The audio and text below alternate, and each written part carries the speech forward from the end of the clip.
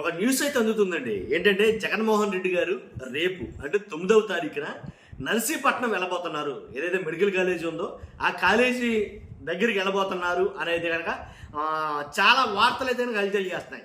ఇదేంటిది, జగన్మోహన్ రెడ్డి గారు ఏ medical college దగ్గరికి వెళ్ళలేదు కదా అని అంటే కనుక అక్కడికి ఎందుకు వెళ్ళాలంటారంటే కనుక స్పీకర్ అయ్యన్న పాత్రుడు గారికి భారీ షాక్ ఇవ్వబోతున్నారు జగన్మోహన్ రెడ్డి గారు. అది కూడా రోడ్డు షోలో సుమారుగా 60 కిలోమీటర్ల దూరం ఉన్న కాలేజీకి వెళ్ళి ఇదిగో కాలేజీ అని చూపించబోతున్నారట. అయ్యన్న పాత్రుడు గారు కొన్ని వ్యాఖ్యలు అయితే చేశారు కదా. ఆయన ఏమనంటే అదే జీవో ఎక్కడ ఉంది అసలు కాలేజీ ఏమనడానికి, అసలు జీవో ఎవరు ఇచ్చారు మెడికల్ కాలేజీలకి, అలాంటిది జీవో లేదు, కాలేజీ ఎక్కడి నుంచి వచ్చేద్దని కొన్ని వ్యాఖ్యలు అయితే చేశారు ఆయన. కాబట్టి ఆ వ్యాఖ్యలు ఉద్దేశించి జగన్మోహన్ రెడ్డి గారు నర్సీపట్నం వెళ్ళబోతున్నారట. అందులోనూ పైపెచ్చు రోడ్డు వేలో చూడాలి మరి ఎలా ఉండబోతుంది ఏంటనేది. ఫస్ట్ అయితే లైక్ చేయండి, చెప్తాను విషయం మాట్లాడదాం. లైక్ చేయండి, కొత్తగా మన ఛానల్ చూస్తే పక్కాగా సబ్స్క్రైబ్ చేయండి, మీ అమూల్యమైన అభిప్రాయాన్ని కామెంట్ రూపంలో తెలియజేయండి. లైక్ చేస్తే నాకు మోటివేషన్ ఉంటుందండి, మీ బాధ్యత కూడా.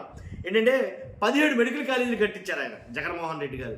శ్రీకారం చుట్టాడు, అంకురార్పణ చేశారని చెప్పాలి. 17 మెడికల్ కాలేజీలు ఫుల్ ఫ్లెడ్జ్గా ఎన్ని పూర్తయ్యాయో మీకు అందరికీ తెలుసు, నేను చెప్పనవసరంలా. ఎందుకంటే కాలేజీలు విత్ వీడియో ప్రూఫ్స్తో సహా మనం ఒక వీడియో చేసాం. ఆ వీడియో మీ అందరూ చూసే ఉంటారు నాకు తెలిసి బహుశా. కాబట్టి ఎన్ని కాలేజీలు కట్టాలి, ఇంకెన్ని కాలేజీలు కట్టాల్సి ఉంది, ఎన్ని కాలేజీలు పునాదుల మీద ఉన్నాయి ఏంటని తెలుసు. అసలు కాలేజీలే లేవు ఆంధ్రప్రదేశ్లో, అసలు కాలేజీలే కట్టలేదు అని కొంతమంది నాయకులు ఎవరికి నచ్చినట్టుగా ఎవరికి తోచినట్టుగా వాళ్ళు ఒక దుష్ప్రచారం అయితే చేయాలనుకున్నారు. ఇప్పుడు కట్టింది జగన్మోహన్ రెడ్డి గారా, చంద్రబాబు నాయుడు గారా, పవన్ కళ్యాణ్ గారా అనేది పక్కన పెడితే కనుక ఖచ్చితంగా కట్టారు కాబట్టి, వాస్తవంగా జగన్మోహన్ రెడ్డి గారు కట్టారు కాబట్టి కళ్ళకు కనబడుతున్న దాన్ని కూడా మసిపూసి మారేడుగా చేయాలనుకోవడం అసలు దారుణమైన విషయం. ఇప్పుడు మంచి జరిగితే అది ఏ ప్రభుత్వంలో అయినా ఏ గవర్నమెంట్లో అయినా మంచి జరిగిందని చెప్పాలా, అది ఎవరి హయాంలో అయినా. కాబట్టి జగన్ గారు 17 మెడికల్ కాలేజీలు కట్టడానికి గల కారణం ఏంటంటే విద్య వైద్యం రెండూ కూడా ప్రజలకు అందుబాటులో తేవాలని. ఏదైతే కరోనా టైంలో చూసాం మనం, ఎంత దారుణమైన పరిస్థితులు చూసామో మనకందరూ తెలుసు. అన్ని ఫెసిలిటీస్ అన్నీ బాగా కుదిరినా సరే ఒక వైద్య విషయంలో ఇబ్బంది పడ్డామన్నమాట వాస్తవం.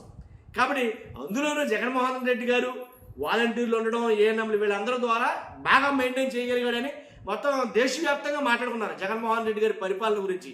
ఏదైతే ట్రేసింగ్ చేశారో కేసుల విషయంలో అలాగే అన్నింటిలో కూడా.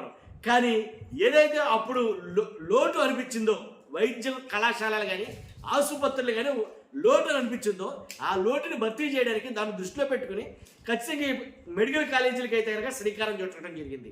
అసలు ఉన్న మెడికల్ కాలేజీలు కూడా లేవని, ఆల్రెడీ కాలేజీకి వెళ్తూ క్లాసులు జరుపుకుంటూ ఒక బ్యాచ్ కంప్లీట్ అయినా జరిగినా సరే అసలు కాలేజీలో లేవంటుంటే నిజంగా చాలా అది శోచనీయమని చెప్పాలి నన్ను అడిగితే కనుక. కాబట్టి అందువల్ల కొంతమంది పెద్ద మనుషులు మాట్లాడిన వ్యాఖ్యల వల్ల స్పీకర్ గారు ఉన్నారు, అయ్యన్న పాత్రుడు గారు, అన్నీ తెలిసి అసలు జీవోలు ఎందుకు కాలేజీ ఎక్కడి నుంచి వస్తుందంటే అది ఎంతవరకు కరెక్ట్, అది ఆ మాట నాకు అర్థం కాదు. కాబట్టి అంత బాధ్యతాయుతమైన పదవుల్లో ఉండి కూడాను ఏదో ఒక వ్యక్తిని తక్కువ చేయడం కోసం ఉన్న వాస్తవాన్ని అబద్ధాలుగా చిత్రీకరించాలని కూడా ఎంత మరపాటు. కాబట్టి నిజంగా వెళ్తారా లేదా అనేది పక్కన పెడితే కనుక వెళ్ళాలి అనేది నేను చెప్తాను నేను. ఎందుకంటే అక్కడ కాలేజీ ఉందా లేదా ప్రజలకు చూపించాలి. ఆల్రెడీ ప్రజలందరూ తెలుసు, కానీ పత్రికాముఖంగా లేదా మీడియా ముఖంగా ఒక్కసారి చూపిస్తే కనుక అప్పుడు ప్రజలకు బాగా అర్థమవుతుందని నా అభిప్రాయం. కాబట్టి అందులోనూ రోడ్ షో చేస్తున్నారేమో జగన్మోహన్ రెడ్డి గారు, రోడ్డు వేలో వెళ్ళబోతున్నారేమో. ఇక మనం మామూలుగా ఉండదు. ఆల్రెడీ ఆయన గతంలో ఏ పర్యటనలు అయితే చేశాడో ఆ పర్యటనల తాలూకో ప్రభావం ఎలా ఉందో అందరికీ తెలుసు కదా. మొబ్బడిగా జనం వచ్చి పడిపోతారు. జగన్ వస్తున్నాడరా అని చెప్తే చాలు తండోపు జనం వచ్చి పడిపోతారు. ఆ జనాన్ని కంట్రోల్ చేయడానికి పోలీసులకి తలప్రాణం తోక్కొచ్చిన సంఘటనలు ఇన్ని ఉన్నాయి. కాబట్టి అదే జగన్మోహన్ రెడ్డి గారు మరలా ఒక పర్యటన అంటూ ఇప్పుడు నర్సీపట్నం వెళ్ళబోతున్నారు. ఆధారనే విశాఖపట్నం నుంచి సుమారు 60 కిలోమీటర్లు వెళ్ళబోతుంది. ఇప్పుడు ఆధారంలో స్టీల్ ప్లాంట్ కూడా ఉంది. కాబట్టి ఆ స్టీల్ ప్లాంట్ గురించి కూడా మాట్లాడబోతారు. ఆ స్టీల్ ప్లాంట్ సమస్యను కూడా మొత్తం తెలియజేయబోతారని అయితే మాట్లాడతారు. నిజంగా ఇదే జరిగితే కనుక ఆ రోజు మాత్రం రేపు మాత్రం రాష్ట్రం మొత్తం అట్టుడికిపోతుందని చెప్తాను నేనైతే. కాబట్టి ఆయన జర్నీ అంటేనే జనప్రవాహంతో నిండి ఉంటుంది. కాబట్టి ఇలాంటి స్టీల్ ప్లాంట్ విషయం, అలాగే మెడికల్ కాలేజీలు ఏమంటే నాకు తెలియకడుతున్న మెడికల్ కాలేజీల వల్ల వచ్చిన నష్టం ఏంటో నాకు కూటమి ప్రభుత్వానికి అర్థం కావట్లేదు. ఇప్పుడు మెడికల్ కాలేజీ కట్టడం వల్ల మెడికల్ కాలేజీతో పాటు అనుసంధానమైన ప్రభుత్వ ఆసుపత్రి కూడా వస్తుంది కదండి. అది ఎంతమందికి మేలు చేకూరుస్తుంది? ప్రభుత్వ ఆసుపత్రి కట్టడం అంటే మామూలు విషయం కాదు. ఒక మెడికల్ కాలేజీ, దానికి అనుసంధానంగా ఒక ప్రభుత్వ ఆసుపత్రి, 17 మెడికల్ కాలేజీలు, 17 ప్రభుత్వ ఆసుపత్రులు ఒకేసారి రాష్ట్రంలోకి రాబోతున్నాయంటే ఒక్కసారి ఊహించండి వైద్యం ఎంత అందుబాటులోకి వచ్చినట్టు అవుతుంది. మన పిల్లలు ఎక్కడికో ఉక్రెయిన్, రష్యా, ఇక్కడ మొత్తం దేశాలన్నీ తిరుగుతున్నారు, దేశాలు పట్టుకుని తిరుగుతున్నారు ఏంటి ఎంబీబీఎస్ చేయడానికి. అది లేదు, ఇక మీదట ఇతర దేశాల నుంచి కూడా మన రాష్ట్రం వచ్చే పరిస్థితి ఏర్పడబోతుంది 17 కాలేజీ ఫుల్ఫిల్ చేస్తే కనుక. కానీ అది పోయి ఆ ప్రభుత్వం నుంచి తీసుకెళ్ళి ప్రైవేటీకరణ చేయడం. ఇప్పుడు ప్రైవేటీకరణ అంటే తెలియదు ఏముంది, వాళ్ళకి రెస్పాన్సిబిలిటీ ఏముంటుందండి నాకు తెలియగలుగుతాను. ప్రైవేట్కి రెస్పాన్సిబిలిటీ ఏముంటుంది, వాడు పెట్టాడ్రా పెట్టుబడి అంటే దానికి 10 ఇంతలు లాక్కోవాలని చూస్తాడు. ప్రైవేట్ అంటేనే అంతే, ఎవరు అవునన్నా కాదన్నా ఇది వాస్తవం. ప్రైవేట్ వ్యాపారం చేస్తాడు, సేవగా చేస్తాడు. ప్రభుత్వం చేసేది సేవ, ప్రైవేట్ చేసేది వ్యాపారం. కాబట్టి ప్రైవేట్ చేస్తే ఆయన ఏం చేస్తాడు, వ్యాపారం చేస్తాడు, రూపాయికి 10 రూపాయలు లాగాలని చూస్తాడు. ఏంటి ఎంత సంపాదించామని చూస్తాడు, ఎంతమందికి సేవ చేశామని చూడడు. 17 మెడికల్ కాలేజీలు ప్రభుత్వ పరంగా ఉంటే కనుక అసలు నా భూతో నా భవిష్యత్తు అన్నట్టు వర్ణాతీతంగా ఉన్నాను ఆంధ్రప్రదేశ్ భవిష్యత్తు వైద్య విషయంలో.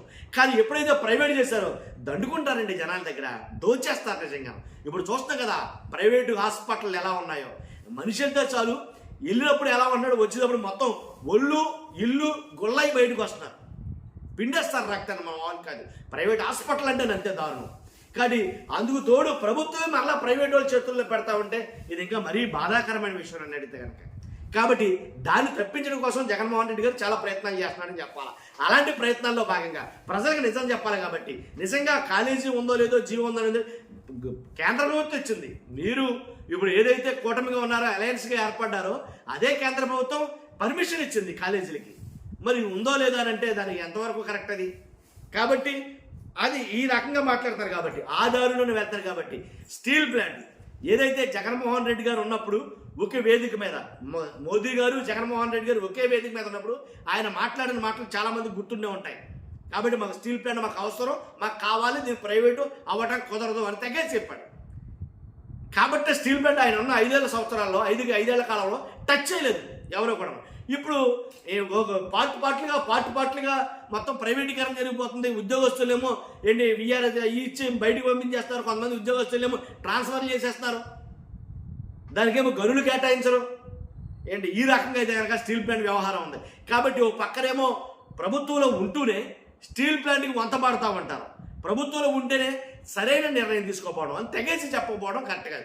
ఇప్పుడు దాని విషయం గురించి కూడా జగన్ గారు మాట్లాడబోతున్నారట. ఏదేమైనప్పటికీ ఒక రకంగా చూస్తే కనుక రేపు చాలా చాలా ఒక రకంగా రాజకీయ వేడి పుట్టబోతుంది అనేది చెప్పాలి నన్ను అడిగితే కనుక. ఎందుకంటే జగన్మోహన్ రెడ్డి గారి పర్యటన అంటే అలా ఉంటుందప్ప. నిజంగా చూసాక పర్యటనలన్నీ ఏదైతే మిర్చి రైతుల దగ్గరికి వెళ్ళినప్పుడు కావచ్చు, పొగాకు రైతుల దగ్గరికి వెళ్ళినప్పుడు కావచ్చు, మామిడి రైతుల దగ్గరికి వెళ్ళినప్పుడు కావచ్చు, ఇలాగ 1 కాదు 2 కాదు టమాటా రైతుల దగ్గరికి వెళ్ళినప్పుడు కావచ్చు, అంత మ్యాక్సిమం రైతులు అందరి దగ్గరికి వెళ్ళి వాళ్ళకి మద్దతు ధర లేకపోతే వెళ్ళినప్పుడు అలా ఆ పర్యటనలో ఎలా జరిగాయో చూడవచ్చు మనం. కాబట్టి రాష్ట్రంలో ఉన్న జనం అందరూ జగన్మోహన్ రెడ్డి గారు వెళ్తున్నారంటే అక్కడ ఉంటారు, దాంట్లో ఎలాంటి డౌట్ లేదు. కాబట్టి ఎలా ఉండబోతుంది ఏంటంటే చాలా ఉత్సుకత అయితే ఉంది. చూద్దాం ఏం జరుగుతుంది ఏంటో. చూస్తున్న మీరు అందరూ ఫస్ట్ లైక్ చేయండి, కొత్తగా మనం ఛానల్ పక్కాగా సబ్స్క్రైబ్ చేయండి. Thank you very much.